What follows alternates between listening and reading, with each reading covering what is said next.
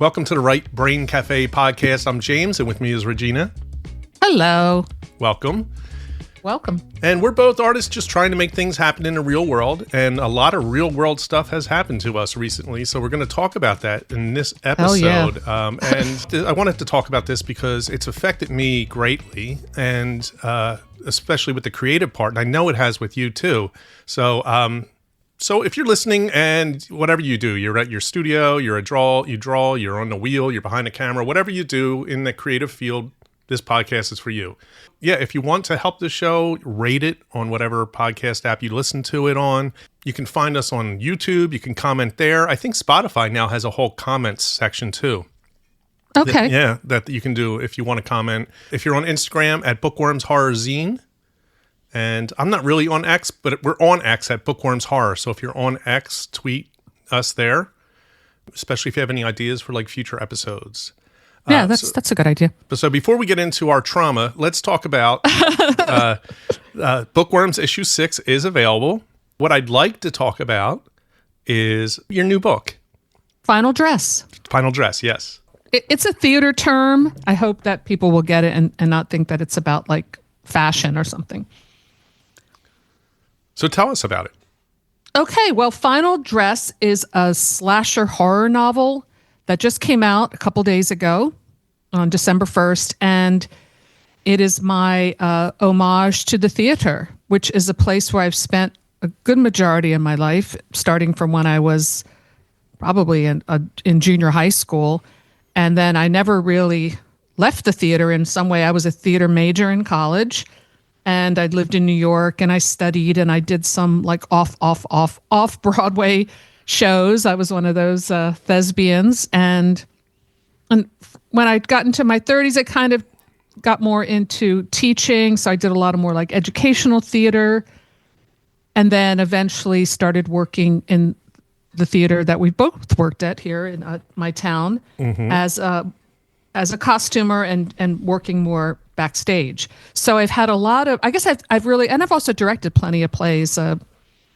Countless number of plays actually in school productions and such, and community theater.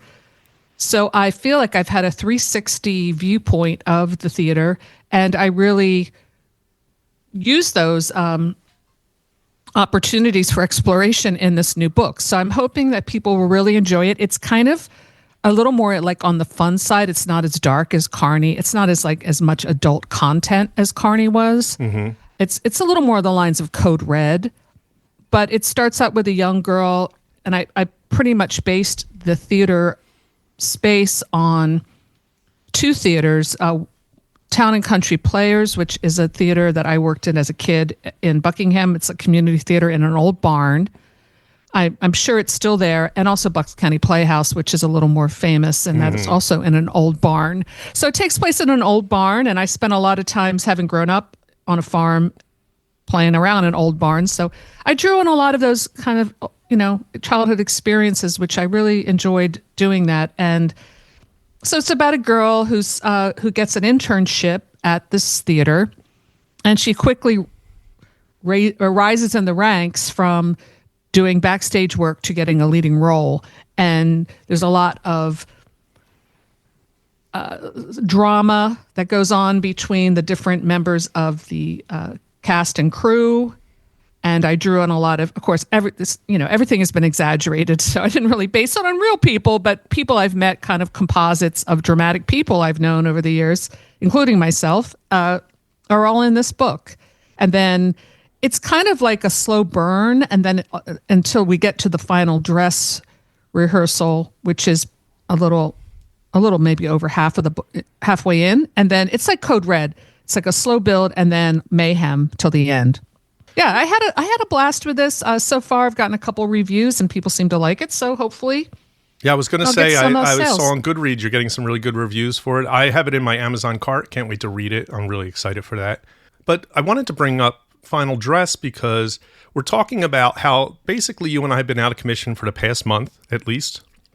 Yeah. And somehow you managed to get a book out. Yeah. And I'm the complete opposite of what happened. So I want to talk about how you managed. So first you might want to talk about whatever you want to talk about of what happened. Yeah. And then how you managed to to get this book released in that time? Okay. So I'll give you the short one. I did address this on my video and my last video, or maybe the video before. I did put out a couple of videos since, but it was 3 weeks ago yesterday. I was riding my bicycle as I do every morning, and it was a difficult time because my dog Lily had just died that Saturday.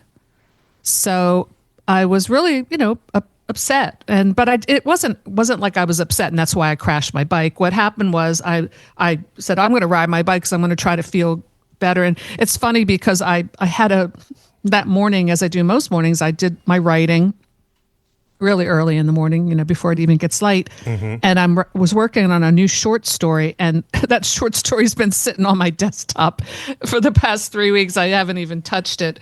But so I did my bike ride, and what really sucks, and I know it just, anytime you have an injury or an illness, it does just really suck. But this was the part of my day that I just loved, riding my bike. It was like the highlight of my day, really. I felt good about myself. I'm exercising, I'm meditating, I'm listening to podcasts or whatever. But what happened was it was just like a freak accident where it was windy, but when I got down by the lagoon, next to the parking lot, this wind just whipped out over the lagoon, like out of nowhere. And it was kind of like a cyclone, like a little tornado. Yeah. Threw me about 5 feet in the air, basically, and crashed me into the curb. And I hit really hard, and I hit my shoulder, broke my collarbone, and like completely snapped it. And I heard it break. It was horrible. I don't wish that pain on anyone, I swear. And I slammed my head on the ground. Now, I wasn't wearing a helmet, and I never do, but when I get back on, I will be wearing one. Not taking any more chances. But that's a throwback from us growing up. We never wore any of that safety stuff riding bikes. Never. And even as a kid, I did the stupidest shit on bikes. Oh, me too. We were like trying to jump on ramps and things. Yeah. So I know. I mean, I've crashed. In fact, the only other time I ever broke a bone was on my bike when I was a kid, when I broke my finger. But it was on my banana seat bike, doing something stupid. It was very painful. I ended up going in an ambulance, and I don't know, long story short, I had a broken collarbone, and they can't set the bone. All you have to do is wear a sling for like 6 weeks and hope that it heals properly. And I've been seeing orthopedic surgeons, and it's a little touch and go as far as whether I'll need surgery or not. I hope I don't, but I'm halfway through the healing process, and I've been taking really good care of myself and taking my vitamins and stuff. So, I hope that I'll be all right. But yeah, it was bad. And for the first, I think, well, they gave me some nice painkillers, which I don't like taking those, but man, they came in handy because, when you're feeling it, just that the pain was, I would not wish that on anyone, my worst enemy. But I basically lay in bed for 3 days, taking pain pills and watching Dark Shadows, the old black and white show on Roku. And I was kind of in just a narcotic haze watching Dark Shadows. And I would highly recommend watching something like that. It was almost like watching Mr. Rogers. It put me back into like a kid place where I could heal and not watching something that was too upsetting or too demanding. Yeah. So it lulled me into a comfortable, numb state. And then, ever since then, I slowly, like I worked for a few hours yesterday. So I'm starting to get, although I still can't use my arm completely, I can type with it. But how I finished my book was that I had my first, well, not just my first draft. I had a draft, but it needed editing. And I was kind of just going through with it myself and, doing it that way. And then I thought I would just get my proofreader to do it. But when the guy I usually hire to proofread, he's really nice, but he wasn't answering my emails. So I'm hoping he's okay. He's an older guy. I don't know what happened, but, we've had a great working relationship for years now. So I'm not really sure what's going on. But, my friend Andrew Lyle, Grumpy Andrew, Yep.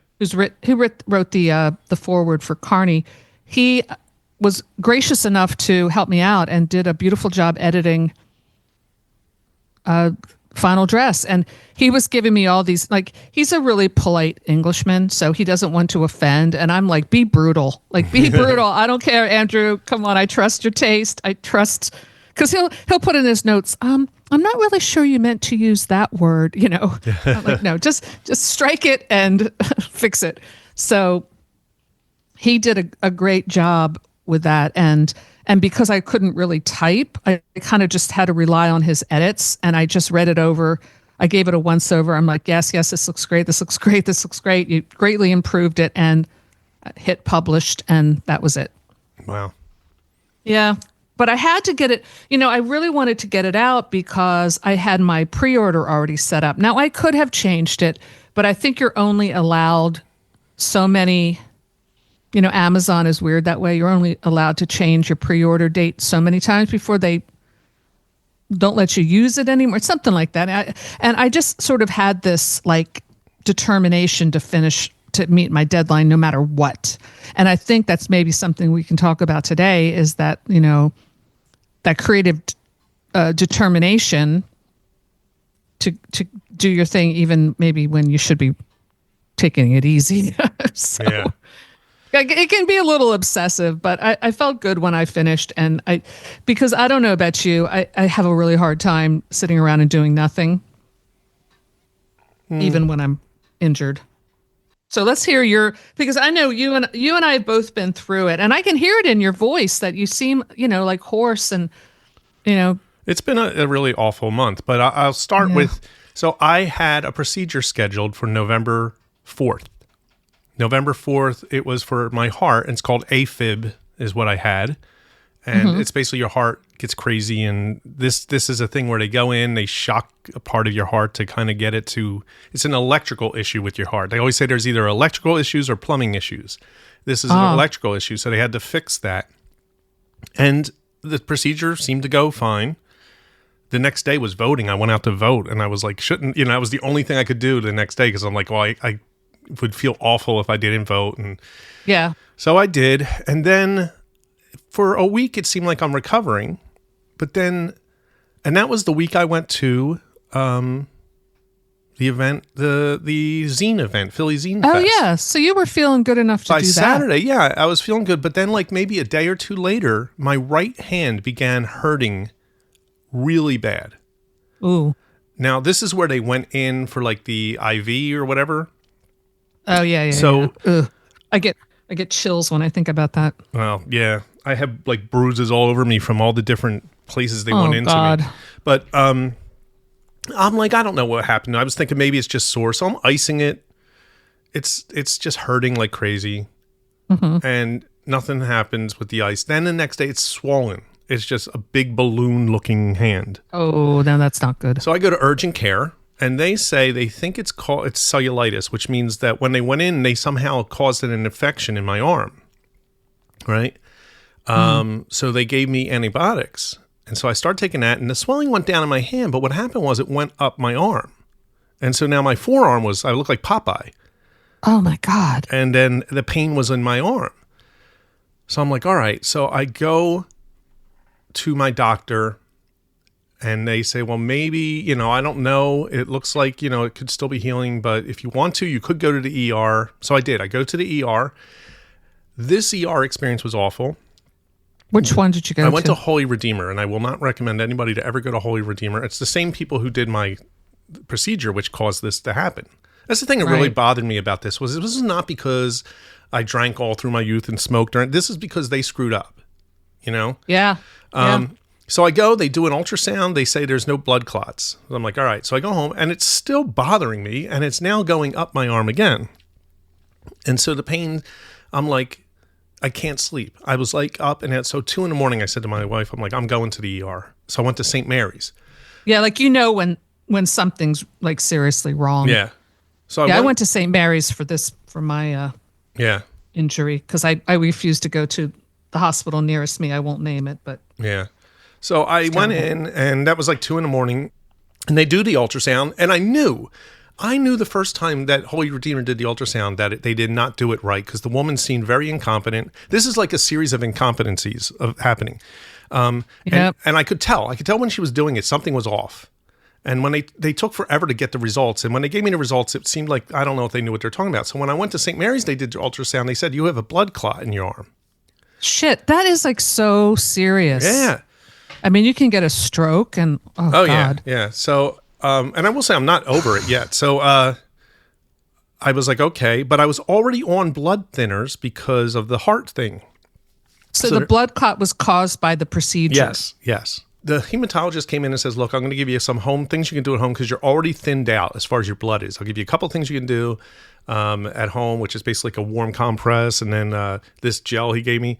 So I went home and I started doing that, and everything seems to have, like the swelling went down. The pain, though, was still there, and it was still moving. Today, the pain is sort of in my armpit, but it's very subtle. It's not, like there's no swelling, there's no bruising. The pain is very small area. But I do have an appointment. The thing is, I'm not over this yet. So like today I have my psych appointment. I'm going to see my shrink. Then I'm going to see my psychiatrist because my meds are all messed up because I was so anxious through, like, oh my God, I suffer from anxiety already, but they switched my meds that I literally got so anxious that I was throwing up, like, from all this. Oh my God. So I have to get my meds worked out. I'm going to talk to my therapist because she actually had something done with her foot. So I haven't seen her since all this started. So, like, I needed a therapist all this time, but I had no choice. I had no one. And then tomorrow I go see the... Well, you can always call me. I know I was going through my own thing, but... Yeah, I thought that. I mean, it's hard. It is, I think people overlook... you can have, like, physical things, but people overlook the mental taxation. Is that the word? Yeah. Taxing on your mental health because you can't sleep. And that doesn't help your mental health. And you're upset and depressed and feeling why me and having all these dark thoughts and Yeah. So I got the hematologist tomorrow and then my regular doctor tomorrow. So I got 2 doctor appointments tomorrow. They're probably going to get a second ultrasound to see if it's clearing up. Like, hey, if you tell me, yeah, it's just taking a little bit longer, but it's going to be fine, that's great. But if I want to make sure that it's getting better. And so that's where I am. And so the thing that happened immediately, my right hand hurt, and then it went up my arm. My right arm was out of commission for weeks. And and what I wanted to do, which is so weird that it happened this way, when I left the Philly Zine Fest, I was so inspired to get into drawing and writing, just drawing, doing art. And then immediately after that, I couldn't do art. And I couldn't. Right. And then I also got this effect pedal type thing for my guitar. And I couldn't play guitar. So I had all these things. Those are the 2 things that you do to relieve stress. I couldn't do any of it. Oh, wow. And it was just constant pain. And the thing also, because I'm on all these other medications, I kept asking them for, can I get some kind of pain meds? They're like, no, you can take Tylenol. Oh, I hate that. They always say Tylenol, and it's like, it doesn't do anything. No, it was barely doing anything. It would, like, sort of soften it, but I was like, oh my God, I should go call Gina and get some of her meds. Hey, I was holding on to mine for dear life, but I couldn't use my arm for about a week too, and it was very frustrating. Like I couldn't, like I was like, I couldn't shower and shampoo my hair, like all of that. It was all those things you take for granted. It was... But do you feel like that each day the pains are getting a little better? Yeah, I do. Like right now, it's not so bad. Well, that's good. Yeah. I mean, I'm hoping by tomorrow they're like, you're good. Well, yeah, I was just about to do, the day I crashed the bike, I was supposed to go into work for the first time in a couple weeks to start the Christmas show. And, and I was depending on that money that I was going to earn during that time. And I've been able to slowly start to go back, but just doing things that, like, there's certain things I can't do because I can only have use of one arm, really. So I'm doing what I can. But yeah, that's another part that is scary. And it makes you feel extremely vulnerable. Yeah. And I think that's what happened to me. I've been in a very dark place for the past month. I'm sorry. And I think a lot of it is obviously feeling your mortality, when you get to this age. When I was younger, I always had anxiety, but being older and having to like see that, things start breaking, and it's not so easy to just get over stuff. I know, like in my mind, I'm 25, so like when I went into the ER and, I'm my age, which is 63, and I'm like confronted with all these really young doctors and nurses. And one of the girls said, well, it's great that you're still active. And I'm like, fuck you. Like, what do you mean? Of course I'm still active. Like, what are you saying? You know what I mean? Like, I'm like, even when I was going into the ambulance, like a cop showed up and he was very nice. Well, I have to say this homeless man, I was like, crumpled on the side of the road. And thank God I landed on the ground and not the road. Because if I had smacked my head like that on the road, I probably would have done some serious damage or not killed myself. But all these cars are going by, and this homeless guy who lives in the woods, I see him all the time. He rides a bike. He stopped and was really sweet, and he got me got the ambulance for me. And this cop was like, well, maybe you should start walking instead. I'm like, no, I'm getting back on that bike. There's no, like, in other words, I'm not ready to be an old person. Right. Yeah. So don't push me there. I've got an aunt who just turned 100. And my mother died at 99. So I'm looking forward to more life. So, I'm not ready to give it up yet. Yeah. And I think I just was like, I don't know. I just kind of retreated. Like, I didn't really want to talk to anybody. I still kind of don't feel like talking as much. And I will hate to say this because I'm not a woo-woo type of person. Yeah. But I had... Because I have a woo-woo story too, so go ahead. I had signs, I would say, prior to this, saying that something was off. And I kept feeling this way. Like, every time I would go in for something, the guy who was going to do the procedure, I didn't feel 100%. Like, I didn't go with my gut. And then when I had to go, like, remember, I was supposed to get this done in October, and they didn't give me the one thing that they were supposed to tell me about to do. So I had to wait until November to get it done. Then when I went back to go get that blood work, they're like, can't find whatever it is. And I kept getting all this stuff going wrong. And I said to my friend at work, maybe I'm not supposed to get this done with this guy. Ah. But I didn't. I just was like, I'm not going to believe in that stuff. I'm going to go and I'll do it. And I wish I would have went.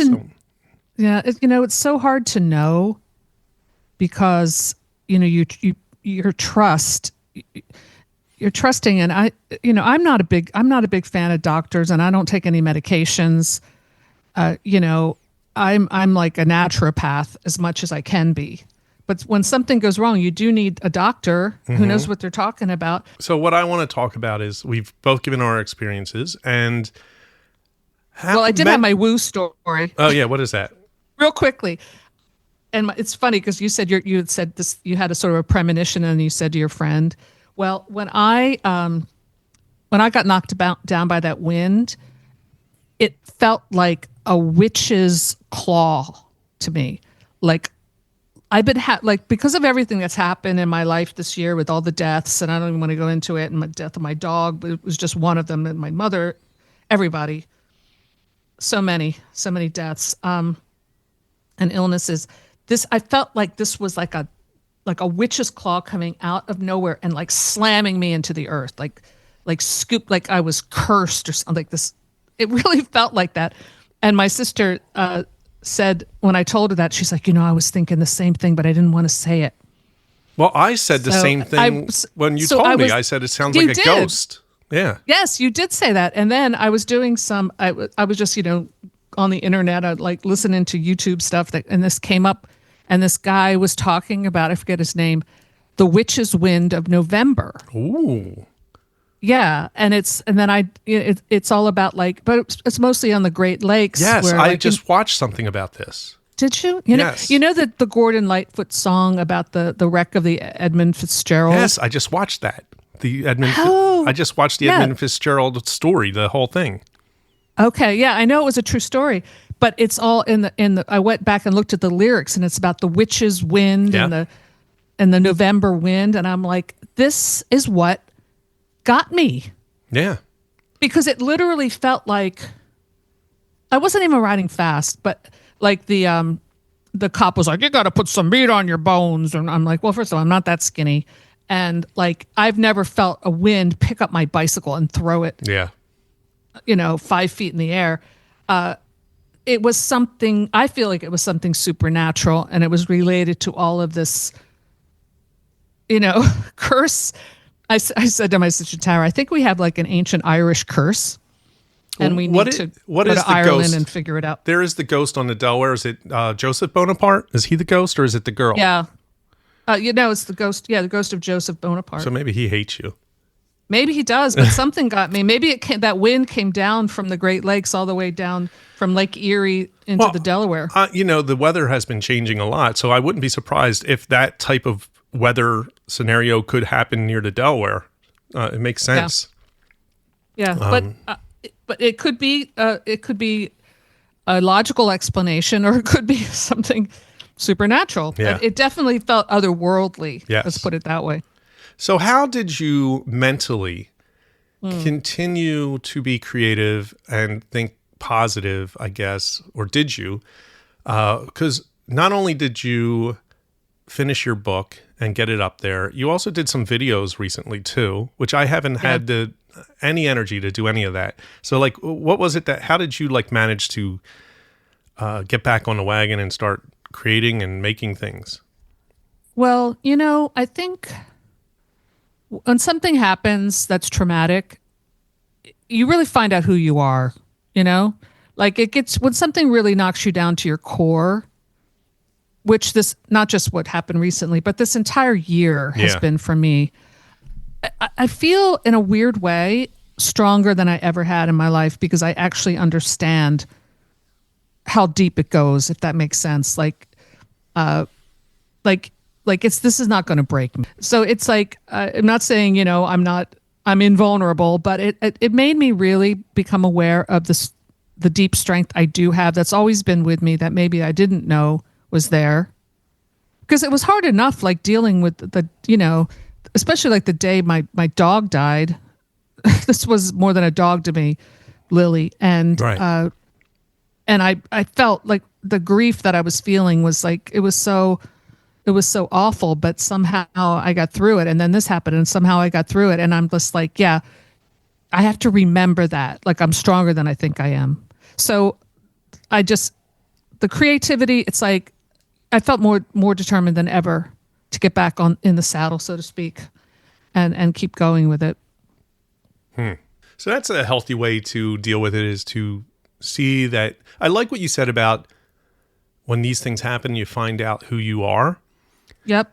And I think for me, I have a dark side to me, but I think what I realized was, now I'll read this quote. It was a quote I think it's by Allen Ginsberg, and he talks about what Kerouac said as well. He's talking about writing, poetry, but you could take this and it could be any creative art. And it's about not concerning yourself with, I guess, the audience, but with just the art. Mm-hmm. And so I'll read this quote. It says, "The parts that embarrass you the most are usually the most interesting poetically, are usually the most naked of all, the rawest, the goofiest, the strangest, and the most eccentric, and at the same time, most representative, most universal. That was something I learned from Kerouac, which was that spontaneous writing could be embarrassing.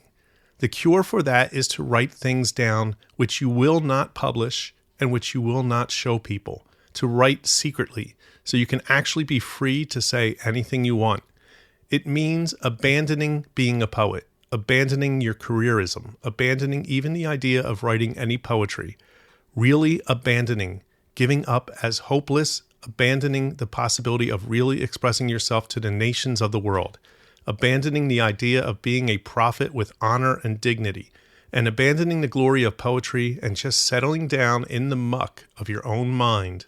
You really have to make a resolution just to write for yourself, in the sense of not writing to impress yourself, but just writing what yourself is saying. Yeah. And that's what spoke to me this month, was kind of abandoning the idea of doing anything but just creating for myself. And not worrying about Instagram and YouTube, and trying to just get back and find out what, like you had said, when you hit these traumatic things, who are you? What is that person? And trying to discover that person. Yeah. And because I think what Ginsberg is saying, and I think what we're kind of talking around, is giving up that idea of what you think a creative person is, and being who you really are, which is that creative person, which I know you are, and I know I am. And it's that, whatever you're doing, even if you can't use your arm, which is probably why you're depressed, because your creativity is what keeps you sane and keeps you, alive. And when you don't have that, you come up with you maybe start working on your singing or something. There's always something you can do, but sometimes you're just too wiped out to have the energy to do it. Like when I was watching, I was just watching Dark Shadows. I really didn't have more in me than to do that, to watch Dark Shadows and to sleep. But of course, because I have a creative mind, I'm like, you know what? I should do a Dark Shadow series, and I should do, I should do a whole video about Dark Shadows. And I'm thinking like this, and I'm like, no, I can't. I gotta sit here and you were sending me texts about, we should do this with the AI. I know. And I'm like, I don't know, like what the end goal of what that idea is, though. It's like, it's cool, but I think it would have. That idea. I read that article, and I'm like, we should get on the bandwagon of this. But the more I thought about it, the AI thing is. I know we talked about that before. It's interesting. I think it can definitely be a tool for writing, but it's not going to replace writing, because just like Ginsberg's, that great quote that you just read, it's like it can't get down into the muck. And that's where all the good stuff is. Yeah, and I think. I also been thinking a lot about that. You sent us, I'll talk about the article. You sent an article that there's this company who was planning in 2025 to have 8,000, I think it was 8,000 published titles created by AI. And, we have an AI episode if you want to listen to that. It's a couple episodes back.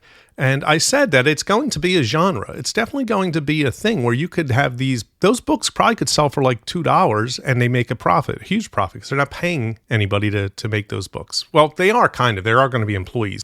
So I think we talked a lot. We talked about a lot of stuff, and we just let our hair down, because you know what? When shit happens and, you have one of those brushes with your mortality, you find out who you are, and you find out you don't really give a crap about certain things. Yeah, I think that's the theme here, or the thesis is finding out who you are. Because I think that between both of our experiences, I think we've come to different places, but the same place as far as like, who are you? Like, that's kind of the thing. And for you, it's like, I'm going to not let anything bring me down. I'm going to keep fighting. I've had a hard year, but I'm not going to let it stop me. And for me, it's more like, what is it? What is it I want? What do I want to say in my art? That's kind of where I am now. And so I want to take that as a private thing, and figure that out. Which is why you related to that Ginsberg quote. Yes. And I found that from somebody had a YouTube video I stumbled upon, and he brought up that quote. So then I researched it, and I was reading the whole quote, and I was like, yeah, I really resonate with that. He said another thing. Well, he said many things, but one thing that I always resonated with was like, you don't write a poem, you channel it. Something like that. Like, you let it come through you. Well, I would say it's already there. As writing music, I would say my best experiences in songwritings is channeling it. Like most of them, the best ones, I don't know how it happened. The ones that I'm like, wow, like, I don't, and then people say the same thing with, sketching or drawing is like, you get to a place where it's like, and that's the flow state, but there's something you're channeling, whatever you want to believe in is being channeled through you onto whatever medium you've you've decided to put down. Yeah. But you have to have the skill then to be able to take that and shape it into something. So that's why you can't sit around and say, I'm going to just wait till I get that channeled. It's going to happen. Stephen King says something like that on writing. I don't know the exact quote, but your muse will show up if you continue to show up in the same place every day. Well, I something think like that. I think it's like sort of like a I don't want to say vein, but there's like a channel. We'll call it a channel since that's what it is. Mm-hmm. That the more you exercise this, the bigger the channel goes. So it's more like a receiver. Let's call it like that, like an antenna. So like an antenna. Yeah, yes. the more you work on it, that antenna is able to pick up more from that whatever space that stuff comes from. But if you're not antenna's working, shooting up above the other treetops, like you've got a higher vantage. But if you don't work on it, that small antenna is not going to pick up anything, and you'll just kind of struggle. Right. And if you don't work on it, and you also aren't afraid to maybe face the truth about your, who you are and how and who. There's nothing wrong with just saying, oh, I want to do this. I want to we all have things that we dabble in. Like I really enjoyed doing all that sketching, and then I couldn't use my arms, so I couldn't. Yeah, me too. I couldn't do. But I'm getting back into it because I love it. No pen November turned into no arm November. No arm November. We need to come up with some fun goals for the new year, like that. Maybe each month we'll come up with a new thing. You know me, I always like to plan things. But yeah. But yeah, I think that's what we're getting at. It's about who you are, and life will throw you a curveball, or a witch's hand will come out of nowhere, or some incompetent doctor will make a mistake. Yep. And you have to just be grateful it wasn't worse, and really think, wow, it does make you, like this entire year that I went through, in some ways I feel more grounded in my true self than I ever had in my life. So there's that. That's good. Yeah, because I faced some deep, dark shit and got through it. Yeah. All right. Well, we'll see when we can come back. It's been... Yeah. Well, we got our new bookworms coming out, and I'm going over to the studio today, and I'm going to empty my mailbox because I'm sure I have tons of submissions. Oh, good. To go through. Yeah, I'm excited. I do have a cartoon that I'm working on. Okay, good. I'm very excited about it. I think you'll like it. All right. Well, we'll talk soon. Okay. Take it easy. You too.